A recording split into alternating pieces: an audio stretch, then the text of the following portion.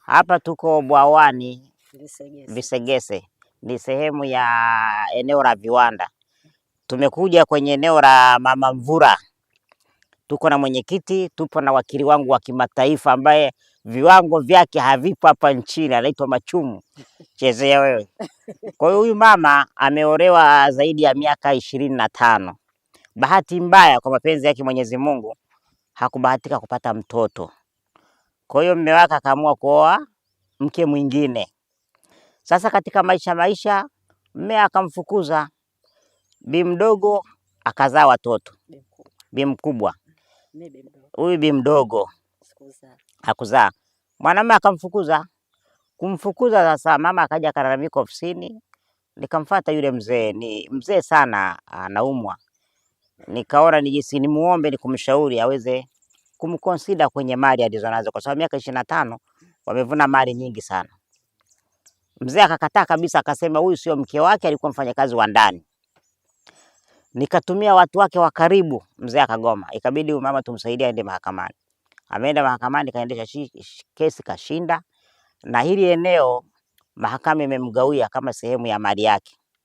Kwa hiyo leo tumekuja kulikagua na kuona jinsi gani sisi tumsaidie huyu mama ili na yeye aweze kuishi kwenye maisha yake. Kutokuzaa mama sio dhambi, yote ni mpango ya Mwenyezi Mungu. Mimi ni mwanao, huyu ni mwanao, huyu ni mwanao. Kwa hiyo kuanzia leo ujua kwamba mkuu wa wilaya ni mwanangu, mwanasheria ni mwanangu, mwenyekiti ni mwanangu. Yule ana watoto wangapi? 4. 4. Wewe una watoto sasa, halmashauri yote sisi ni wanao. Tutakulea na mali yako hii italindwa. Kwa kuwa mahakama imekukabidhi na dokumenti ni halali na mheshimiwa wakili yuko hapa, tutakusaidia kwa namna yoyote uishi kwa amani.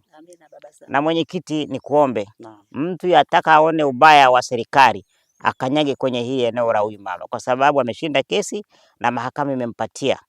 Eneo ni kubwa, heka 5, na hapa kwa bei ya hapa heka moja ni karibia milioni 24.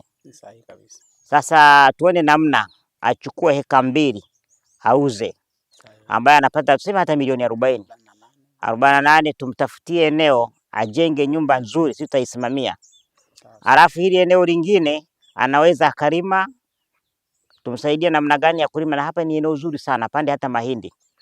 Alafu pili tumpeleke halmashauri apewe mkopo kwa namna yoyote. Fungua genge lako pale, fanya biashara yako. Mimi nataka kufuga hata kuku. Kuku mimi nitakupa. Kuku mimi nitakupa. Kuna mdau mmoja amenipa kuku kama 300. Hapa tujaenda kuwachukua. Jenga banda huku watakuibia. Tutafute sehemu, jenga banda, mimi nitakupa kuku. Tumegawa kuku kwa wajane hapa wangapi? Utashinda. Kwa hiyo usijisikie mnyonge. Mheshimiwa Rais anapenda kuona kina mama mnaishi kwa maisha ya amani na upendo. Na huyu yote aliyokutendea huyo bwana msamehe. Na mimi naamini atakuja kukuomba msaada, hata wale watoto wake. Wala usihuzunike. Serikali ipo, viongozi watu wako, tuko hapa wote. Ndio maana leo nimekuja kuona ile eneo ni zuri. Una eneo zuri, wala usilie, usihangaike. Umemtendea mema miaka 25 yote, amekulipa mabaya. Ubaya ni deni na lusubiri kulipwa.